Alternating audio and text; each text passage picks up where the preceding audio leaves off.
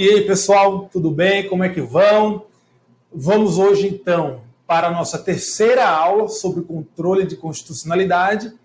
Depois deste encontro de hoje, temos mais um, e aí a gente finaliza o estudo do controle de constitucionalidade, tá? Bem, já está na tela aí para a gente, e a gente vai dar ênfase hoje ao estudo da ADI, certo? E a gente vai começar pelos parâmetros de controle na ADI. Quais são? O parâmetro constitucional de controle, o paradigma de controle, que é o parâmetro superior, e qual é o objeto, qual é o que é que pode ser impugnado na ADI, qual é o parâmetro inferior do controle de constitucionalidade em sede de ADI. Bem, o parâmetro superior é o que a gente já viu como bloco de constitucionalidade. São as normas com status constitucional. Tanto as normas inseridas no próprio texto da Constituição e do ADCT, quanto normas presentes apenas em emendas constitucionais, tá? E também normas que decorrem implicitamente da Constituição, inclusive princípios, tá? E aí, lembrando que no bloco de constitucionalidade, a gente tem também com status constitucional os tratados internacionais sobre direitos humanos que foram incorporados ao ordenamento brasileiro observando o rito do artigo 5º, parágrafo 3º da Constituição, que é o rito próprio de aprovação de uma emenda constitucional, que é a aprovação em 2 turnos em cada casa do Congresso Nacional, por maioria de 3/5 dos votos dos membros de cada casa, tá?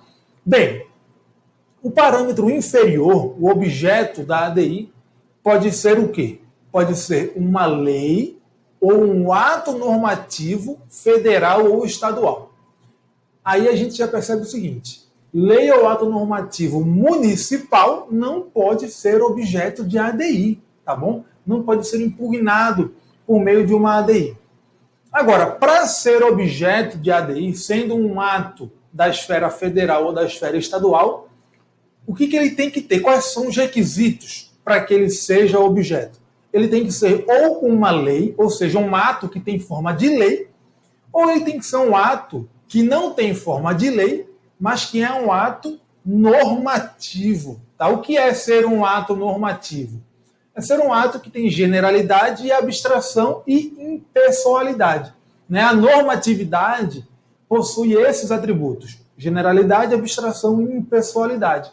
Então, um ato normativo é um ato que tem normatividade. É um ato que é geral, abstrato e impessoal. Tá? Além disso, tem que ser um ato primário. O que é um ato primário? É um ato que decorre diretamente da Constituição.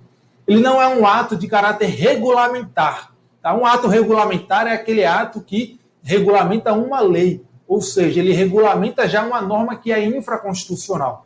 Então, um ato regulamentar, embora até tenha como fundamento último de validade a Constituição, o seu fundamento imediato de validade é uma lei. Por isso que ele não pode ser objeto do controle de constitucionalidade. Tá bom? Então, para ser objeto de controle de constitucionalidade, tem que ser um ato que tem forma de lei, ou seja, tem que ser uma lei, que é um ato normativo primário, tá? A lei sempre é um ato primário, e tem que ser um ato que não tem forma de lei, mas que é primário e tem normatividade, ou seja, é um ato normativo, tá? Sabendo isso, você já consegue identificar sempre se um ato pode ser objeto de ADI ou se ele não pode ser objeto de ADI, tá? E eu até trouxe aqui um elenco de diversos atos que inclusive já foram apreciados pelo STF, que podem ser objeto de ADI ou que não podem ser objeto de ADI, tá? Então, lei federal e lei estadual, a gente já viu que pode, Todas aquelas espécies normativas previstas lá no artigo 59 da Constituição Federal podem ser objeto de ADI, tá bom? Bem, ato normativo federal ou estadual. Eu trouxe aqui alguns exemplos, tá? Por exemplo, uma deliberação administrativa de um órgão judiciário pode ser objeto de ADI se for uma deliberação com caráter primário e tiver normatividade. Ou seja, as suas disposições forem gerais e abstratas. São deliberações que se aplicam de forma geral a qualquer pessoa que esteja naquelas condições. Ela não tem um destinatário específico, não se refere a uma situação concreta específica, não é um ato concreto. Tá? Outro exemplo, uma deliberação de TRT determinando o pagamento de diferenças de plano econômico. Isso aí também já foi admitido pelo STF como objeto de ADI. Tá? É um ato que tem normatividade. Por quê? Porque ele não tem um destinatário específico, ele não é concreto, ele é geral e abstrato. Tá bom? Seguindo, emenda constitucional pode ser objeto de ADI? Pode ser objeto de ADI. Tá? Lembrando que as emendas constitucionais se submetem a limitações de caráter formal, material e circunstancial. Então, se a emenda constitucional é aprovada com a violação de alguma dessas limitações, ela pode ser objeto de ADI e ser declarada inconstitucional. Tá? Súmula pode ser objeto de ADI? Não pode ser objeto de ADI, ainda que seja uma súmula vinculante. Tá? Por quê? Porque súmula ela não é um ato do poder público, ela também não é uma lei. Ela simplesmente é um enunciado que representa um entendimento pacificado daquele tribunal sobre aquela determinada matéria. Sem falar que súmula tem um procedimento próprio de aprovação, de modificação e de cancelamento. Especialmente a súmula vinculante, que está disciplinada em lei. Ela tem todo esse seu procedimento disciplinado em lei. Então não pode ser objeto de ADI. Se você quer mudar uma súmula, ou você cancela a súmula, ou você altera dentro do próprio tribunal. Você tem um procedimento específico para isso. Tá? Medida provisória pode ser objeto de ADI. Tá bom? Decreto regulamentar pode ser objeto? Não. Por quê? Porque é um ato regulamentar, não é um ato primário. A gente viu que para ser objeto de ADI tem que ser uma lei ou um ato normativo que seja primário. Né? Decreto autônomo pode, por quê? Porque ele é primário, ele é um decreto autônomo, ele não decorre diretamente de uma lei, ele é extraído diretamente da Constituição. Tá? Tratado internacional pode ser objeto de ADI? Pode ser objeto de ADI, sim. Lembrando que hoje, no nosso ordenamento jurídico, os tratados internacionais apresentam uma tríplice hierarquia. Tá? Por quê? Segundo o Supremo Tribunal Federal, a depender da matéria tratada naquele tratado e do procedimento que foi adotado na sua incorporação ao ordenamento brasileiro, esse tratado vai ter status de lei ordinária ou vai ter status supralegal, ou seja, é um status acima da lei infraconstitucional, mas abaixo da Constituição, ou vai ter um status constitucional equivalente às emendas constitucionais, por conta do artigo 5º, parágrafo 3º. Tá? Segundo esse artigo, o tratado internacional que trate de direitos humanos, que seja incorporado pelo rito de aprovação de emendas constitucionais, será equivalente às emendas constitucionais. Ele terá status constitucional. Agora, segundo o STF, se o tratado é de direitos humanos, mas não observou o rito de aprovação de emenda constitucional, ele tem status supralegal. E se é um tratado internacional sobre qualquer outro tema, ele tem status de lei ordinária. Tá? Seguindo, resposta do TSE a consultas. Pode ser objeto de ADI? Não pode. Por quê? Porque a resposta a uma consulta é um mero ato enunciativo, não é uma lei, também não é um ato normativo. Tá? Ato de efeito concreto pode ser objeto de ADI? Só se for lei. Né? A gente viu que para ser objeto de ADI tem que ter forma de lei, e aí pouco importa se é uma lei de efeitos concretos, se é uma lei que realmente tem generalidade e abstração. Agora, se não for uma lei, um ato concreto não pode ser objeto de ADI. Um ato que não tem forma de lei para ser objeto de ADI, repito, ele tem que ter generalidade, abstração e impessoalidade. Porque a Constituição diz que para ser objeto de ADI tem que ser ou uma lei ou ser um ato normativo. Tá? Lembrando que o ato normativo para ser objeto de ADI tem que ser primário, tem que decorrer diretamente da Constituição. Resolução do TSE pode ser objeto de ADI? Pode, desde que seja primário e tenha normatividade. Foi o que o STF decidiu. Vocês percebem que o STF aplica sempre esse raciocínio. Para ser objeto de ADI, tem que ter forma de lei, ou, se não tiver forma de lei, tem que ser um ato primário que tenha normatividade. Tá? Um ato anterior à Constituição pode ser objeto de ADI? Não pode. Tá? Um ato anterior à Constituição, ele, quando em confronto com a Constituição, ele não é submetido a um juízo de constitucionalidade ou de inconstitucionalidade, que é o que acontece na ADI. esse ato, quando cotejado com a Constituição, ele é submetido a um juízo de recepção ou não recepção. Tá? Esse juízo não pode ser realizado em ADI, mas ele pode ser objeto de controle concentrado abstrato em ADPF. Tá?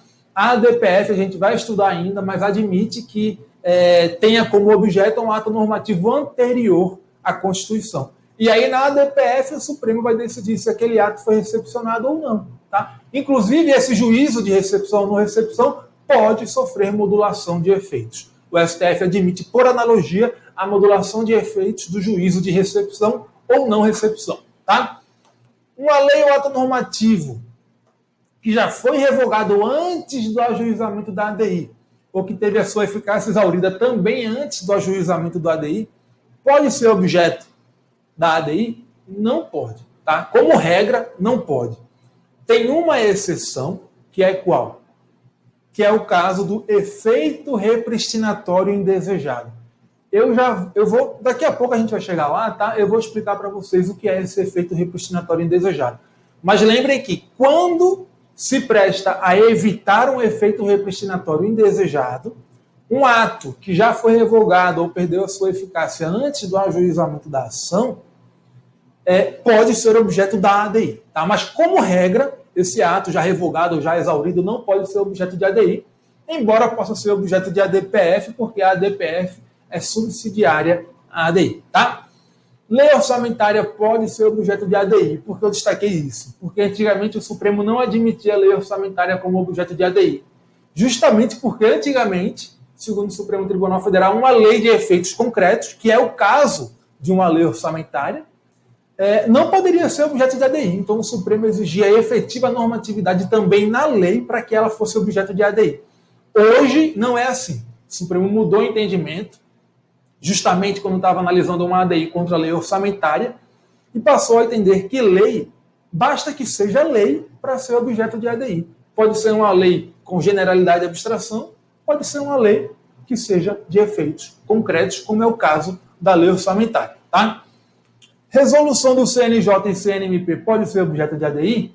Pode ser objeto de ADI também, desde que tenha generalidade, abstração e impessoalidade e também sejam atos primários. Tá? O CNJ e o CNMP eles têm poder normativo, inclusive, para editar atos primários. Tá? Decreto legislativo. O decreto legislativo está previsto lá naquele rol do artigo 59 da Constituição. Tá? Ele pode, então, ser objeto de ADI? Pode ser objeto de ADI, desde que ele seja dotado de normatividade. Tá? Porque não é uma lei. Tá? Se não é uma lei, tem que ser um ato que seja normativo, ou seja, ele tem que ter generalidade, abstração e impessoalidade. Qual seria um decreto legislativo que tem essas características da normatividade e qual seria um exemplo de decreto legislativo que não tem essas características? Por exemplo, um decreto legislativo que susta um decreto regulamentado do Poder Executivo que ultrapassa os limites permitidos pela lei regulamentada para aquela regulamentação, é um decreto legislativo que tem normatividade, porque ele está sustando ali uma norma que tem, um ato que tem normatividade. Agora, então ele pode ser objeto de ADI. Tá? Agora, um decreto legislativo que, por exemplo, suspende um andamento de ação penal ajuizada contra um parlamentar, é um decreto legislativo que é um ato de efeitos concretos, é um ato concreto. Por quê? Porque tem um destinatário específico e se refere a uma situação específica. O destinatário específico é aquele parlamentar que foi denunciado naquela ação penal e a situação específica é aquela ação penal. Então é um ato concreto. Não poderia ser impugnado por meio de uma ADI. Tá bom? Seguindo aqui, a gente tem algumas situações do que pode acontecer com os parâmetros de controle no curso da ADI. Então, por exemplo, se o ato impugnado é revogado, ou então ele perde vigência no curso da ADI, o que acontece com a ADI? A regra é que a ADI fica prejudicada. Ela perde o objeto e é extinta sem resolução do mérito. Agora, o Supremo Tribunal Federal tem o entendimento de que, quando aquele ato é revogado propositalmente para fugir da jurisdição do Supremo Tribunal Federal, ou seja, para evitar que o STF declare que ele é inconstitucional, fica caracterizada uma situação de fraude processual. E aí, nesse caso, a ADI não perde o objeto, ainda que o ato seja revogado no curso da ADI. Inclusive, o Supremo fixou um critério objetivo para dizer quando tem fraude e quando não tem. Ou seja, quando acontece isso, existe fraude, não tem nem o que se discutir. Que é quando? Quando a revogação ocorre depois da inclusão em pauta da ação da ADI. Então, a ADI foi incluída em pauta e aí o ato foi revogado. Segundo o Supremo, tem fraude processual, aí a ADI não fica prejudicada. Ela vai ser julgada para o Supremo dizer se aquele ato é inconstitucional ou se ele não é inconstitucional. Tá? Também tem outras situações. Olha só. Não comunicação da revogação do ato. O que é isso? É o seguinte, imagine que no curso da ADI, tá, o ato é revogado. Só que a Casa Legislativa que revogou aquele ato, aquela lei, fica caladinha, não fala nada. Não comunica o STF que houve a revogação para o STF julgar prejudicada a ação. Tá? Só que aí depois que o STF julga a ADI, aí vai lá a Casa Legislativa, imagina, por exemplo, uma ADI contra uma lei estadual. Aí a lei estadual é revogada pela Assembleia Legislativa no curso da ação. A Assembleia Legislativa não fala nada. Depois que a ADI é julgada, dizendo que aquela lei é inconstitucional, a Assembleia Legislativa vai lá e fala, opa, a lei já estava revogada. Tem que ser reconhecida a prejudicialidade da ADI. Sabe o que o Supremo Tribunal Federal decidiu nesse caso? Decidiu que não há prejudicialidade da ação nesse caso. Por quê? Porque isso é uma tentativa do Poder Legislativo de manipular a jurisdição do Supremo Tribunal Federal de acordo com os seus interesses. Então, se o STF permitisse que depois do julgamento que fosse comunicada a revogação do ato e aí ele considerasse a ação prejudicada, isso seria permitir a terceiros que manipulassem a jurisdição do STF de acordo com os seus interesses. Né? Então, se a ADI tivesse sido julgada improcedente, a Assembleia Legislativa não ia falar nada, porque iria atender aos seus interesses. Agora, como a ADI foi julgada procedente, reconhecendo a invalidade da norma, a Assembleia Legislativa foi lá e falou, opa, tinha que ter sido julgada prejudicada a ação. Então, o Supremo Tribunal Federal não admite que a comunicação tardia da revogação do ato prejudique a ação. Tá bom? Outro caso, a situação de continuidade normativa. O que é isso? Imagine que no curso da ação, aquela lei impugnada na ADI é revogada, mas o conteúdo dela continua em uma outra lei. Isso aconteceu com o Código de Processo Civil. Tá? Houve uma ADI contra o CPC de 73. No curso da ADI, o CPC foi revogado e entrou em vigor o CPC de 2015. Só que o dispositivo que estava impugnado na ADI, do CPC anterior, continuou no CPC de 2015. Aí o Supremo Tribunal Federal entendeu que não fica prejudicada a ADI quando ocorre essa continuidade normativa. Tá? Nesse caso do CPC, o Supremo, inclusive, julgou a ADI, mesmo não tendo havido o aditamento da inicial comunicando essa revogação e a continuidade normativa na outra lei. Tá? Mas, em outros casos, o Supremo exigiu que, para a ADI não ficar prejudicada, numa situação de continuidade normativa, deve haver o aditamento da inicial. Tá? Mesma coisa, medida provisória. Imagina que a medida provisória é impugnada na ADI, no curso da ADI ela é convertida em lei. Será que a ADI fica prejudicada? Depende. Se nessa conversão em lei houve uma modificação substancial da medida provisória, aí a ADI fica prejudicada. Tá? Mas se não houve uma alteração substancial da MP quando ela foi convertida em lei, aí a ADI não fica prejudicada desde que, novamente, haja o aditamento da inicial comunicando a conversão da MP em lei. Tá bom? A gente viu que o que acontece com a ADI se o objeto dela é revogado no curso da ação. Agora, e se não é o objeto? E se é o parâmetro superior, o paradigma constitucional de controle, que é alterado ou revogado no curso da ação? O que acontece com a ADI? Ela fica prejudicada ou ela não fica prejudicada? Veja, de uma forma geral,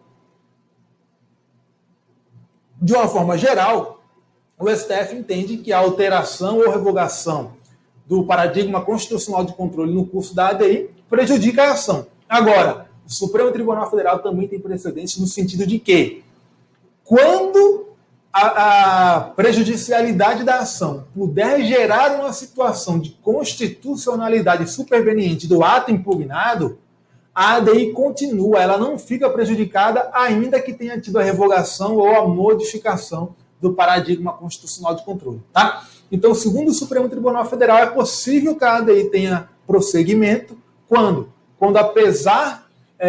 mesmo havendo uma modificação ou revogação do paradigma constitucional de controle, puder haver ali uma situação de constitucionalidade superveniente. Lembrem, o Supremo Tribunal Federal tem pavor a essa história de constitucionalidade superveniente. Tá? Pelo menos até o momento. Pode ser que a jurisprudência mude? Pode. Mas até o momento que a gente tem no Supremo Tribunal Federal é ele não admitindo o fenômeno da constitucionalidade superveniente, inclusive permitindo a continuação de uma ADI que foi ajuizada e teve o seu paradigma constitucional modificado ou revogado. Tá bom? Agora a gente chega na questão do efeito repristinatório indesejado. O que é esse efeito repristinatório indesejado? Vejam bem, a gente ainda vai chegar no estudo dos efeitos da decisão da ADI, mas a gente já sabe o seguinte: no nosso sistema jurídico, a gente adota a teoria da nulidade do ato inconstitucional. Então, o ato que é inconstitucional, a norma que é inconstitucional, é nula, de modo que ela é inválida desde a sua origem. Se ela é inválida desde a sua origem, a declaração de inconstitucionalidade da norma gera um efeito repristinatório tácito das normas anteriores a ela que tinham sido por ela revogadas. Por quê? Porque a norma que é inválida desde a sua origem é imprestável para produzir qualquer efeito no mundo jurídico. E dentre os efeitos que ela poderia produzir, está o efeito de revogar as normas anteriores a ela. Se ela não produz nenhum efeito, ela inclusive não revogou o que estava lá antes dela no ordenamento jurídico. Tá? Então a declaração de inconstitucionalidade, como regra, gera esse efeito repristinatório tácito. Qual é o problema? É que às vezes a norma que tinha sido revogada pela norma que foi declarada inconstitucional também era inconstitucional. Nesse caso, o efeito repristinatório da declaração de inconstitucionalidade vai ser um efeito repristinatório indesejado. Por que indesejado? Porque ninguém quer que uma norma inconstitucional volte a ser aplicada, tá certo? Quando a gente tem uma situação de efeito repristinatório indesejado, o Supremo Tribunal Federal admite que uma norma que já tinha sido revogada antes do ajuizamento da ADI seja impugnada na ADI junto com a norma que está em vigor e que revogou essa norma que foi revogada antes do ajuizamento da ADI. Tá? Segundo o Supremo Tribunal Federal, em situações em que se quer evitar o efeito repristinatório indesejado, o legitimado ativo da ADI deve impugnar, ele deve impugnar, não é uma faculdade, tá? Ele deve impugnar toda a cadeia normativa anterior à norma impugnada, que também seja inconstitucional. Então imagine que você tem aí quatro leis. Uma revogou a outra sucessivamente, e todas são inconstitucionais. Quem vai ajuizar a ADI contra a última lei, que é a que se encontra em vigor, tem que impugnar na ADI todas as leis anteriores, para evitar que haja um efeito repristinatório indesejado. Tá? Só tem uma limitação temporal, que é a seguinte: quando o ato que compõe essa cadeia normativa e é inconstitucional é anterior à Constituição, aí ele não vai ser impugnado junto. Por quê? Porque um ato anterior à Constituição, quando é confrontado com ela, não se submete a um juízo de constitucionalidade ou inconstitucionalidade. O juízo aí é de recepção e não recepção. E na ADI não tem espaço para um juízo de recepção ou de não recepção. Tá bom? O que acontece se o legitimado ativo não impugnar toda a cadeia normativa? A inicial é indeferida. Tá? O Gilmar Mendes, o ministro Gilmar Mendes, até sugeriu que quando não há impugnação de toda a cadeia normativa, a situação do efeito repristinatório indesejado fosse resolvida pela modulação dos efeitos da declaração de inconstitucionalidade. Para quê? Para decidir que aquela declaração de inconstitucionalidade gerasse efeitos a partir de um momento posterior ao momento da origem da norma. Para quê? Para que ela pudesse gerar o efeito de revogar o que veio antes dela. Tá? Mas o entendimento que prevalece no Supremo Tribunal Federal é que o legitimado ativo tem que impugnar toda a cadeia normativa, senão a inicial vai ser indeferida. Por quê? Porque na ADI vigora a regra do pedido fechado, vigora a regra da congruência. O tribunal só pode apreciar o que foi impugnado. Então, se você não faz a impugnação de toda a cadeia normativa, você impede que o tribunal declare a invalidade daqueles atos e aí você acaba gerando um efeito repristinatório indesejado. Tá? Então, se não há impugnação de toda a cadeia normativa para evitar o efeito repristinatório indesejado, segundo o STF, a inicial é indeferida. Tá?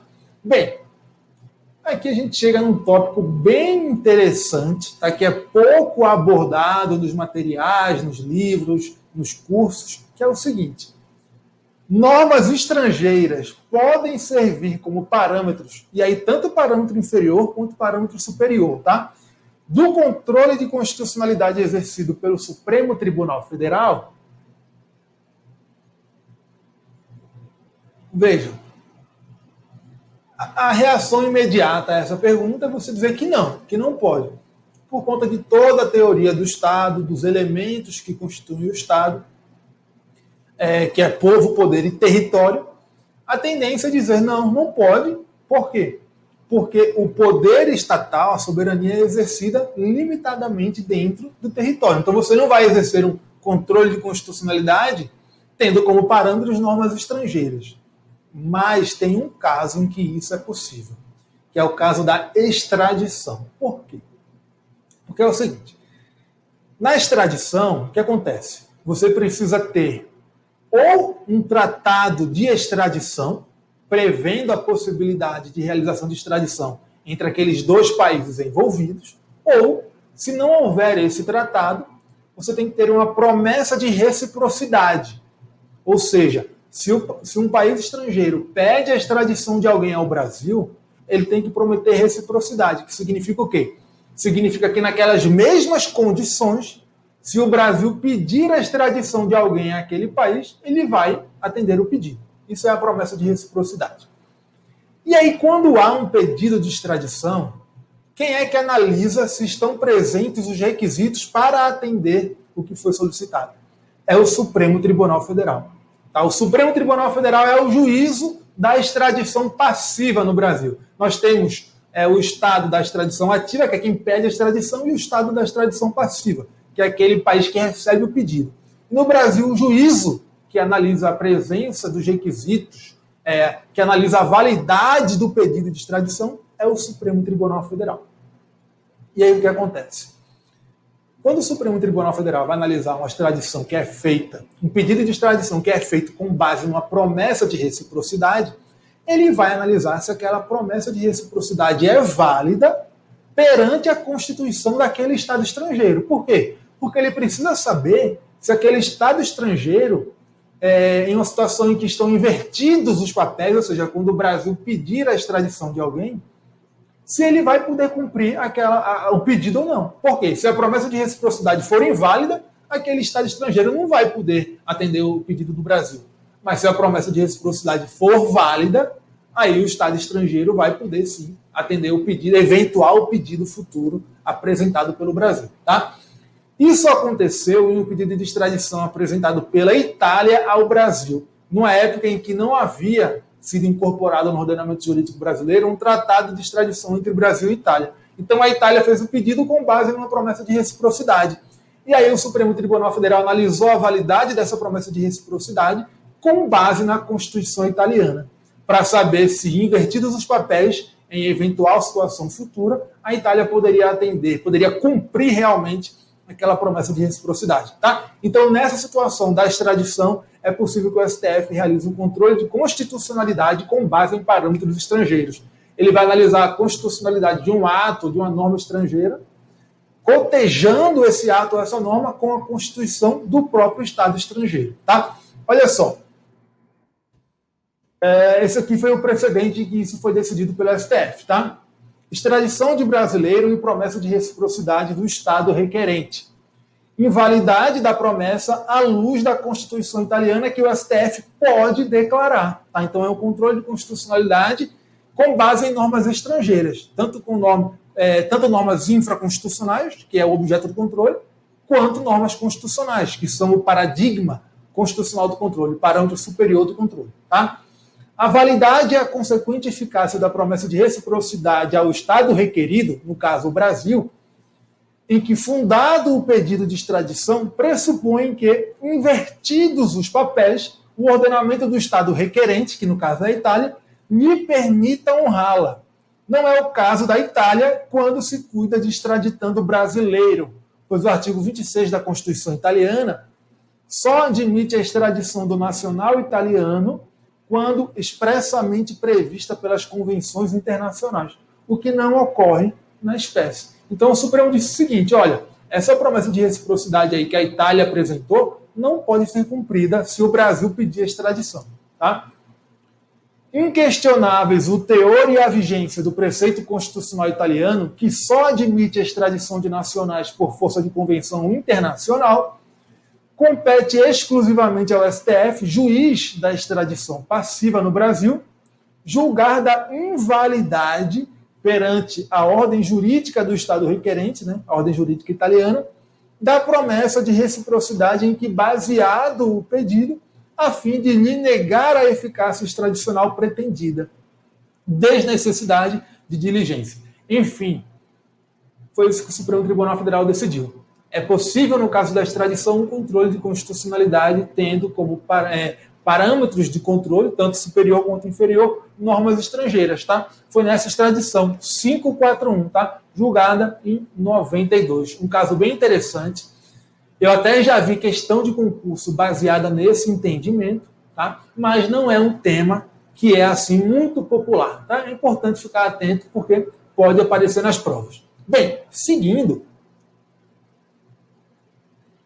a gente tem a questão do ato municipal. A gente já viu que lei ou ato normativo municipal não pode ser impugnado não pode ser impugnado em ADI contra tendo como cotejo ali, parâmetro de cotejo, o quê? A Constituição Federal, tá? Então você não pode ajuizar uma ADI perante o Supremo Tribunal Federal para impugnar uma norma municipal em face da Constituição Federal. Olha só, é pacífica a jurisprudência do STF antes e depois de 88, no sentido de que não cabe a tribunais de justiça estaduais exercer o controle de constitucionalidade de leis e demais atos normativos municipais em face da Constituição Federal. Então você não pode ajuizar uma ADI contra uma norma municipal, tendo como parâmetro superior de controle a Constituição Federal, seja no STF, seja no Tribunal de Justiça. Tá? A ADI estadual, que é aquela julgada pelo TJ, tem como parâmetro constitucional de controle o quê? Norma da Constituição estadual. Tá? Então, você pode impugnar uma norma municipal numa ADI estadual, mas o parâmetro constitucional de controle vai ser a Constituição do Estado, não a Constituição Federal. Em face da Constituição Federal, uma norma municipal só pode ser objeto de controle de constitucionalidade se for um controle difuso e incidental, não um controle concentrado abstrato. Tá? Olha só, outro precedente do Supremo. Em se tratando de lei municipal, o controle de constitucionalidade se faz pelo sistema difuso, e não pelo concentrado, ou seja, apenas no julgamento de casos concretos com eficácia inter partes e não erga omnes, quando confrontado o ato normativo com a Constituição Federal. Tá? O controle de constitucionalidade concentrado, nesse caso, só será possível em face da Constituição dos Estados, se ocorrente a hipótese prevista no parágrafo 2º do artigo 125 da Constituição, ou seja, em sede de uma ADI estadual. Tá? Então, qual é a regra? Ato ou lei municipal não pode ser objeto de controle em face da Constituição Federal quando for um controle concentrado abstrato. Tá bom? Seja no Supremo Tribunal Federal, seja no TJ, ou seja um controle concentrado abstrato federal, seja um controle concentrado abstrato estadual. Agora, existe uma exceção. O STF admite que a ADI estadual, que é aquela julgada pelo TJ, tenha como paradigma constitucional de controle norma da Constituição Federal, desde que seja uma norma de reprodução obrigatória pelos Estados. Nesse caso, a gente pode ter uma ADI estadual, que é julgada tendo como parâmetro constitucional de controle norma da Constituição Federal, inclusive podendo ter como objeto impugnado uma norma municipal, tá? Mas só nesse caso. Tranquilo? Então, fiquem atentos a essa exceção. Tá? Entendimento do Supremo Tribunal Federal, firmado nesse caso. Recurso extraordinário 650-898. Lembrando que nesse caso também, em que o paradigma constitucional de controle no âmbito estadual, no controle concentrado abstrato estadual, é uma norma de reprodução obrigatória lá da Constituição Federal, cabe a interposição contra o acórdão lavrado nessa ADI estadual de recurso extraordinário para o Supremo Tribunal Federal. Tá bom? Bem, vocês já devem ter ouvido que na ADI o pedido é fechado e a causa de pedir é aberta. O pedido fechado significa o quê? Significa que na ADI se aplica a regra da congruência. Eu falei agora há pouco sobre isso, né? Então, o STF na ADI só pode declarar inconstitucionalidade do que foi impugnado na ação. Ele não pode conhecer do pedido em relação a normas que não tenham sido impugnadas. Essa é a regra. Pedido fechado, regra da congruência. Só tem uma exceção. Quando? Quando se trata de uma inconstitucionalidade por arrastamento, que é aquela inconstitucionalidade em que há uma relação de interdependência entre normas. De modo que, se você declara a inconstitucionalidade de uma norma, a outra norma que tem uma relação de interdependência com ela fica sem razão de existir. Então, a inconstitucionalidade da primeira norma se arrasta para a segunda, que ficaria sem razão de ser, caso a primeira norma fosse retirada do ordenamento jurídico. Nesse caso, não se aplica a regra da congruência e o tribunal pode declarar inconstitucional por arrastamento uma norma que nem mesmo tenha sido impugnada na ação. Agora, a causa de pedir aberta, o que significa? Significa que quando a gente faz uma impugnação em uma ADI, dizendo que aquele determinado ato, aquela determinada norma é inconstitucional, o STF não fica limitado às alegações trazidas pelo legitimado ativo para fundamentar o pedido de declaração de inconstitucionalidade. Então, o Supremo Tribunal Federal pode analisar a validade daquela norma impugnada com base em outras disposições da Constituição, não necessariamente com base no que foi alegado pelo requerente, pelo legitimado ativo que ajuizou aquela ação. Agora, muito cuidado. O Supremo Tribunal Federal tem entendimento de que quando o legitimado ativo alega tão somente que aquele ato impugnado é inconstitucional do ponto de vista formal, ou seja, quando ele alega apenas uma inconstitucionalidade formal, o tribunal, o STF, não pode analisar se aquele ato é inconstitucional também do ponto de vista material. Porque seria uma tarefa praticamente impossível. Porque se o requerente alegou a inconstitucionalidade formal, para o STF dizer se aquele ato também tem uma inconstitucionalidade material, ele teria que analisar basicamente todos os dispositivos de status constitucional. Tá? Seria um trabalho hercúleo, por isso existe esse entendimento. Olha aqui. Pedido único de declaração de inconstitucionalidade formal da lei. Impossibilidade de examinar a constitucionalidade material. Tá? A ADI 2182 é um julgado já relativamente antigo, de 2010, mas um entendimento muito importante para as provas. Agora, veja o seguinte, o fato de a causa de pedir ser aberta, ele traz algumas consequências. Por exemplo, já que a causa de pedir na ADI é aberta, se o legitimado ativo perceber que a fundamentação que ele trouxe na inicial da ADI não era uma fundamentação tão robusta quanto poderia ser, não há necessidade nenhuma de ele ajuizar uma nova ADI só para reforçar a sua argumentação. Tá? Por quê? Porque a causa de pedir é aberta. Tudo que poderia ser alegado já se considera incluído na causa de pedir da ação inicialmente ajuizada. Então, se ele ajuiza uma nova ação, o mesmo legitimado ativo ajuiza uma nova ação contra o mesmo objeto só para reforçar a sua fundamentação, o que vai acontecer? Vai acontecer uma situação de litispendência. E aí a última ação vai ser extinta. Agora, se for um legitimado ativo diferente, que ajuiza a ação contra o mesmo dispositivo, trazendo outros fundamentos, isso já aconteceu, tá? O que foi que o Supremo Tribunal fez? Ele reuniu os processos e julgou como se fosse uma espécie de litisconsórcio. Tá? Julgou as duas ações conjuntamente e os legitimados ativos atuaram ali como uma espécie de litisconsórcio. Tá? Então, olha só esse precedente. A causa de pedir aberta das ações do controle concentrado de constitucionalidade torna desnecessário o ajuizamento de nova ação direta para impugnação de norma cuja constitucionalidade já é discutida em ação direta em trâmite perante o STF, proposta pela mesma parte processual.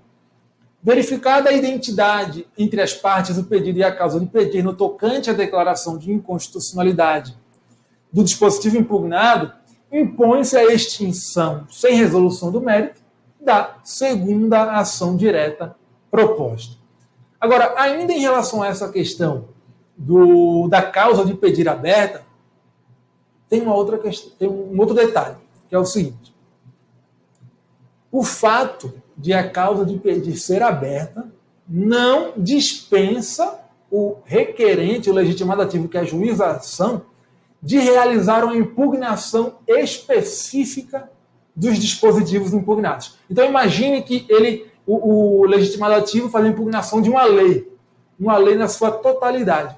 Ele tem que fundamentar a inconstitucionalidade, o pedido de declaração de inconstitucionalidade, em relação a cada um dos dispositivos daquela lei. Tá? Não pode ser uma alegação genérica. Além disso, também, o fato de a causa de pedir ser aberta não dispensa o legitimado ativo de apresentar uma fundamentação suficiente para a declaração de inconstitucionalidade. O STF não admite o déficit de fundamentação no pedido de declaração de inconstitucionalidade em ADI, embora a causa de pedir seja aberta. Tá? Isso porque a lei da ADI diz que na petição inicial da ADI o legitimado ativo deve indicar os fundamentos do pedido de declaração de inconstitucionalidade. Tá? Olha só, a falta da apresentação de razões específicas não pode a ação ser conhecida quanto ao pedido de declaração de inconstitucionalidade da integralidade da lei, pois, segundo jurisprudência do Supremo Tribunal Federal, o déficit de impugnação específica inviabiliza os pedidos veiculados em ação direta de inconstitucionalidade. Tá? ADI 6244, julgada em maio de 2020.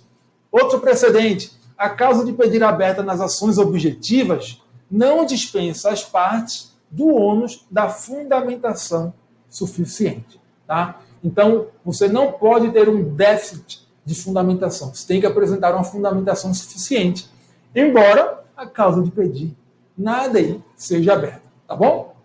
Bem,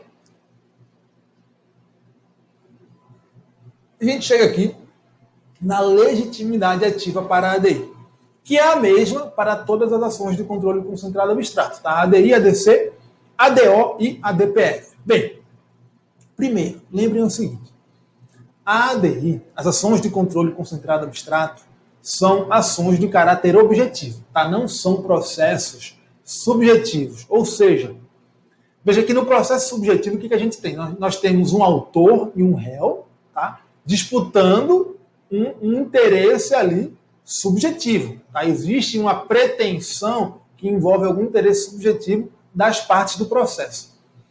Num processo objetivo, que é o caso das ações de controle concentrado abstrato, nós não temos propriamente autor e réu, porque nós não temos ali envolvido na ação algum interesse subjetivo.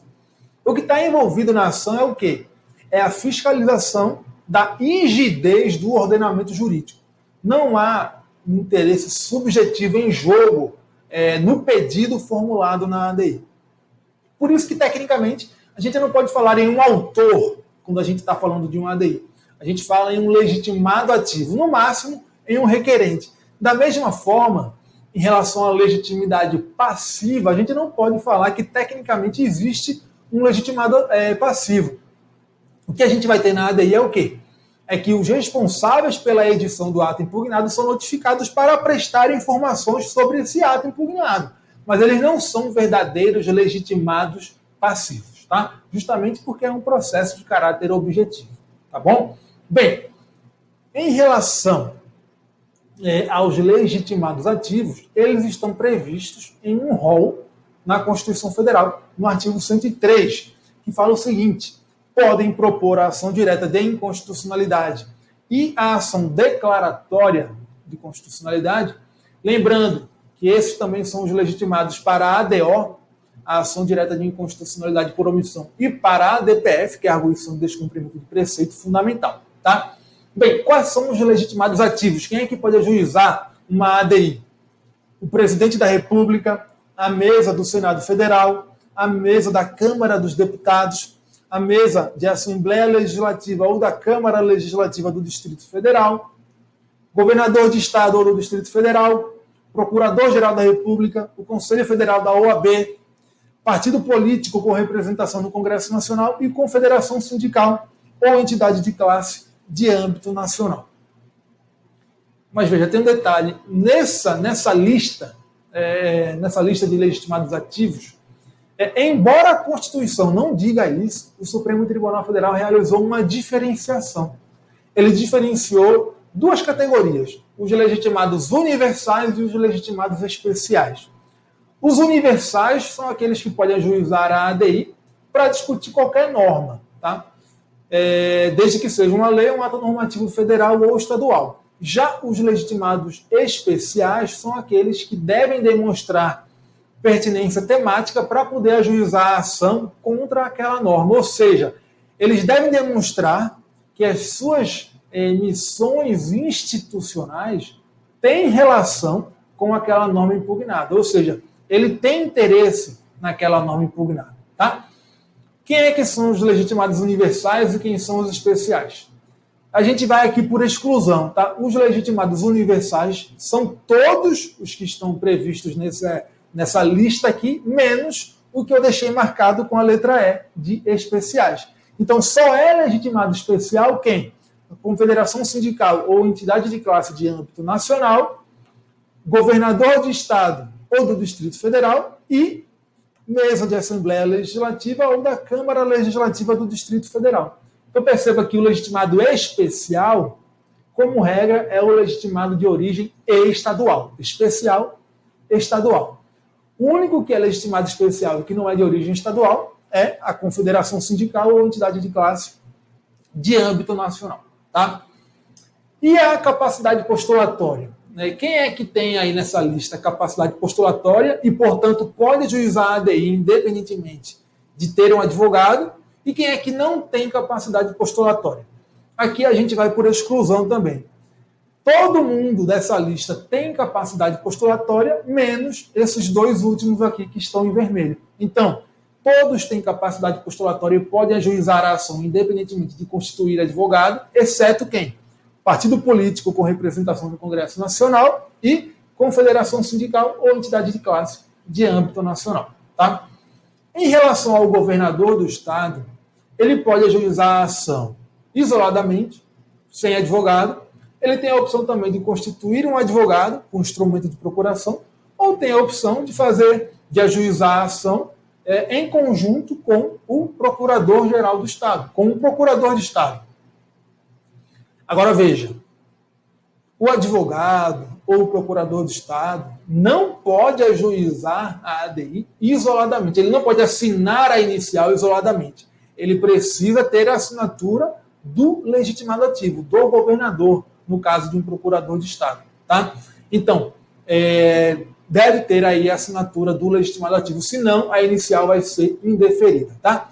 Para os que constituem advogado, seja porque não têm capacidade postulatória, seja porque optaram por constituir advogado, a procuração, o instrumento de procuração, deve conferir poderes específicos para o advogado ajuizar aquela ação, inclusive indicando os dispositivos que devem ser impugnados. Tá? Então, o advogado, quando é constituído para ajuizar uma ADI, deve ter poderes específicos e a procuração deve indicar, inclusive, os dispositivos a serem impugnados. Tá? Agora, em relação à legitimidade para recorrer, a gente viu aqui a legitimidade ativa, a legitimidade para ajuizar a ação, mas a gente precisa ver também a legitimidade para apresentar recursos ao longo da ação. De quem é essa legitimidade? Segundo o STF, a legitimidade recursal é paralela à legitimidade ativa, de modo que só tem legitimidade para recorrer o próprio legitimado ativo que ajuizou a ação. Nem mesmo quem tem legitimidade ativa genérica, mas não ajuizou a ação, pode interpor recurso. Tá? Só pode apresentar recurso o próprio legitimado ativo que ajuizou aquela ação. Então, a pessoa jurídica a qual pertence o legitimado ativo não tem legitimidade para recorrer. Por exemplo, um governador de estado ajuizou a ação, o estado não pode apresentar recurso. Da mesma forma, o procurador do legitimado ativo, ou o procurador do estado, no caso de um governador, não tem legitimidade para recorrer em nome próprio. A legitimidade para o recurso é do próprio legitimado ativo que ajuizou a ação. Olha aqui, não tem legitimidade recursal aquele que, embora tenha legitimidade geral para propor a ADI, não é parte na relação instaurada no STF, precedente do Pleno do Supremo. Outro, consoante a pacífica jurisprudência da Corte, a legitimidade recursal no controle concentrado é paralela à legitimidade processual ativa, de modo que só tem legitimidade para atuar nessa sede processual, ou seja, no recurso, seja para propor a ação direta, seja para interpor os recursos pertinentes durante o seu processamento, a pessoa ou entidade designada no texto constitucional para essa finalidade. Tá? Nesse caso específico aqui, tinha havido a interposição de um recurso pelo procurador do legitimado ativo, no caso aqui era o governador do estado, se eu não estou enganado. E o que aconteceu? O recurso foi inadmitido, mas houve a interposição de um agravo regimental e aí teve lá a assinatura do legitimado ativo, aí o Supremo entendeu que estava sanada aí essa irregularidade. Tá? Olha aqui. Existência de assinatura do legitimado constitucional na petição do agravo regimental, ratificando a atuação do procurador a impor a superação da ilegitimidade. Tá? E aqui outro precedente também importante, que diz que o Estado-membro não dispõe de legitimidade para interpor recurso em sede de controle abstrato, ainda que a ação direta de inconstitucionalidade tenha sido ajuizada pelo respectivo governador, ao qual assiste a prerrogativa legal de recorrer, nessa específica condição institucional, contra as decisões proferidas pelo relator da causa ou, excepcionalmente, contra as decisões emanadas do próprio plenário do STF, né, ao longo da ADI. É do governador do estado e não do próprio estado-membro ou do seu procurador a legitimidade para fazer instaurar, mesmo em âmbito local, o processo de fiscalização abstrata de constitucionalidade e, neste, interpor os recursos pertinentes, inclusive o próprio recurso extraordinário. Né? Resumindo, legitimidade recursal, no caso concreto, é a mesma da legitimidade ativa, ou seja, quem pode interpor recurso é quem ajuizou a ação.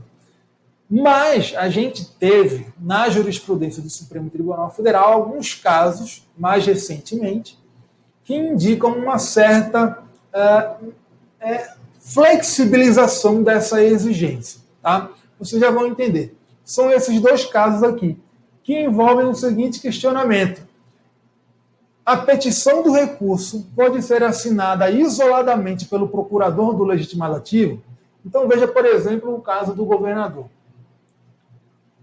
Se ele ajuizou uma ação, imagine uma ADI estadual, que é julgada no TJ, e o parâmetro constitucional de controle é uma norma da Constituição Federal de observância obrigatória. Nesse caso, a gente sabe que cabe recurso extraordinário.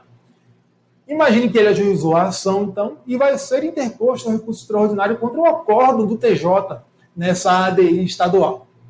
Será que esse recurso extraordinário pode ser interposto sendo assinado apenas pelo procurador do Estado, por exemplo? Foi isso que o Supremo Tribunal Federal decidiu nesses dois casos. Vejam bem, nesse primeiro caso aqui, nesse agravo regimental no recurso extraordinário 112.6828, o que a gente teve foi o julgamento de uma ADI estadual, tá? Inclusive foi perante o TJ de São Paulo.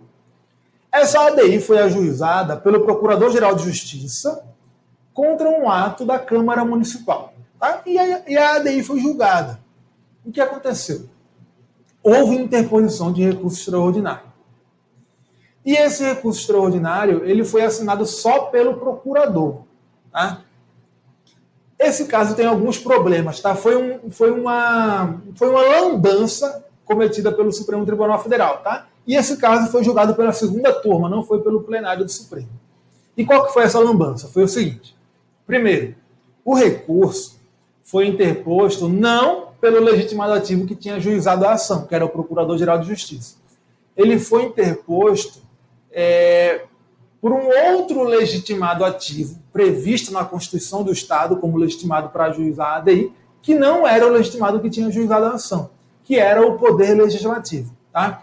Mas mesmo nisso teve uma outra lambança, que foi o seguinte: a Constituição do Estado de São Paulo prevê como legitimado ativo quem? A mesa da Câmara Municipal. Só que esse recurso extraordinário foi interposto pelo presidente da Câmara e pela própria Câmara. Tá? No fim das contas, no caso concreto, isso pode ser reconhecido como uma mera irregularidade. Né? Por quê? Porque quem fala pela Câmara, quem atua em nome da Câmara dos Vereadores é a mesa da Câmara. E quem assina pela mesa da Câmara é o presidente da Câmara, que é o presidente da mesa. Né? Mas seja como for, o recurso foi interposto não pelo legitimado que ajuizou a ação. Chegou no Supremo Tribunal Federal, tá? Inicialmente o recurso extraordinário foi inadmitido e depois foi interposto o agravo regimental. No julgamento do agravo regimental, o colegiado ignorou o fato de que quem ajuizou, quem interpôs o recurso, não foi quem ajuizou a ação na origem, tá? Então isso foi ignorado nesse julgamento, e aí ele falou o seguinte: olha, o procurador legislativo, né, foi assim que saiu na ementa desse julgado, o procurador legislativo tem legitimidade para recorrer, né, no controle concentrado abstrato. Só que tem um problema, tá? Primeiro, o recurso não foi interposto em nome do procurador. Ele foi interposto em nome do próprio legitimado ativo para ajuizar a ação. No caso, ainda teve esse erro, né, esse legitimado ativo, nem mesmo isso foi observado corretamente, porque quem interpôs o recurso, né, foi o presidente da Câmara e a própria Câmara. Então foi um recurso interposto em nome do presidente da Câmara e da própria Câmara Municipal, né, que seria ali, estaria fazendo às vezes da mesa da Câmara de Vereadores. E aí, tem esse detalhe, tá? Na ementa saiu que o procurador legislativo tem legitimidade para interpor recursos, mas na verdade o recurso não foi interposto em nome do procurador. Ele só assinou sozinho a petição, tá? Então, o que o tribunal quis dizer aí foi o seguinte: o procurador legislativo pode assinar sozinho a petição, mas a ementa do julgado ficou muito ruim, como o próprio julgado foi muito ruim, porque a turma ali ignorou o fato de que não se observou a legitimidade recursal adequadamente. Tá? E aí o que aconteceu?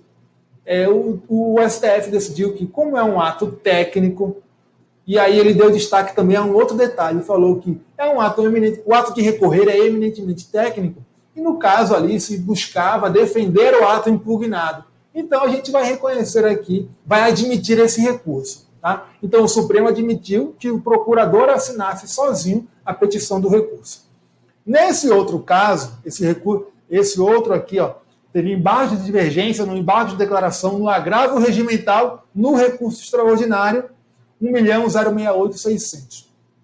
Nesse caso, foi uma ADI estadual também, mas ela tinha sido ajuizada pelo prefeito. O que aconteceu? O procurador do município assinou o recurso extraordinário sozinho, tá? E aí o Supremo decidiu que não tinha problema. Decidiu que o procurador pode assinar isoladamente o recurso sozinho. Por quê? Porque é um ato eminentemente técnico e porque naqueles autos estava claro ali que o legitimado ativo que ajuizou a ação queria ir até o fim no julgamento daquela impugnação, daquele pedido de declaração de inconstitucionalidade. Tá? Então, o Supremo Tribunal Federal hoje admite que o recurso, por ser um ato eminentemente técnico, seja interposto só com a assinatura do procurador. Mas, veja, muito cuidado com isso, é um detalhe importante. O recurso é interposto em nome do próprio legitimado, não é em nome do procurador. Tá? Então, muito cuidado com a forma como isso for cobrado na prova. Como a gente tem, nesse caso aqui, uma ementa do Supremo Tribunal Federal dizendo que o procurador legislativo tem legitimidade para recorrer, se isso aparecer na prova nesses termos, pode marcar como correta, a menos que na questão tenha alguma assertiva mais correta do que ela, tá? Agora, se aparecer na prova também dizendo que o procurador do legitimado ativo pode assinar sozinho a petição do recurso, pode assinar também como correta, porque esse é o entendimento do Supremo Tribunal Federal. Tá? O que a gente pode extrair desses dois casos é isso. O procurador do legitimado ativo pode assinar sozinho a petição do recurso, mas o recurso continua sendo interposto em nome do próprio legitimado ativo. Tá? Ele não é autuado lá, tendo como recorrente o procurador, mas sim o legitimado ativo. Tá bom? Então, muito cuidado com isso. Agora, tem um caso específico, bem interessante, que é o seguinte. Veja, na ADI perante o Supremo Tribunal Federal, o que acontece? A gente tem a manifestação do Procurador-Geral como fiscal da ordem jurídica, né? E temos a manifestação do Advogado-Geral da União. Então, veja, o Procurador-Geral da República ele vai se manifestar de acordo com o que ele julgar mais correto, analisando ali a validade daquela norma em confronto com a Constituição. Mas o Advogado-Geral da União, não. Ele tem um papel muito específico na ADI e no STF, que é de defender o ato impugnado. Então, o Advogado-Geral da União, ele tem o papel de defensor do ato impugnado na ADI perante o Supremo Tribunal Federal. Tá? Por que isso? Para se estabelecer uma dialeticidade no controle concentrado abstrato. Segundo o Supremo, o Advogado-Geral da União só não é obrigado a defender o ato impugnado quando o próprio STF já houver decidido aquela questão, aquela tese de inconstitucionalidade anteriormente, reconhecendo a inconstitucionalidade da norma. Tá bom? Só nesse caso é que o Advogado-Geral da União não é obrigado a defender o ato. Na ADI, perante o TJ, na ADI estadual, também há a defesa do ato impugnado, também há dialeticidade processual. Só que não existe uma simetria entre a Constituição Federal e a do Estado em relação a quem é a autoridade que deve realizar a impugnação. Ou seja, não é obrigatório que no âmbito estadual a Constituição do Estado preveja que a defesa do ato impugnado na ADI estadual vai ser feita pelo Procurador-Geral do Estado, que é a autoridade correspondente ao AGU no âmbito estadual.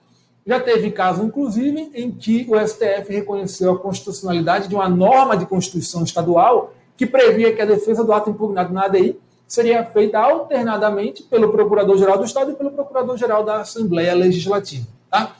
Enfim, existe uma autoridade que realiza a defesa do ato impugnado na ADI estadual. E é comum que essa autoridade seja o próprio Procurador-Geral do Estado. Tá? Muitos estados seguem o modelo da Constituição Federal. Enfim, o STF reconhece que o procurador que realiza a defesa do ato impugnado, ele tem legitimidade para ele mesmo, em nome próprio, recorrer contra a decisão do TJ na ADI estadual, quando ele estiver fazendo isso para defender o ato impugnado. Por quê? Porque se o ordenamento jurídico dá a ele a missão de realizar a defesa do ato impugnado, ele implicitamente confere os poderes necessários, os instrumentos necessários para que ele realize essa defesa. E dentre esses instrumentos nós temos o quê? Temos o recurso que pode ser interposto contra o julgamento da ação. Tá bom? Então é uma legitimidade que é reconhecida ao próprio procurador para, em nome dele mesmo, tá? Não é em nome do legitimado ativo, interpor o recurso. E é uma legitimidade que decorre da teoria dos poderes implícitos. Tá? O Supremo reconheceu isso nesse precedente aqui. Olha só. O Procurador-Geral do Estado dispõe de legitimidade para interpor recurso extraordinário contra acordo do TJ proferido em representação de inconstitucionalidade em defesa de lei ou ato normativo estadual ou municipal em simetria à mesma competência atribuída ao AGU, teoria dos poderes implícitos. Tá? Então, essa legitimidade específica do próprio Procurador-Geral para, em nome dele mesmo, interpor recurso, decorre da teoria dos poderes implícitos. Beleza? Vamos ficando por aqui nesse primeiro bloco. Daqui a pouco a gente volta e conclui a aula. Tá bom? Até lá.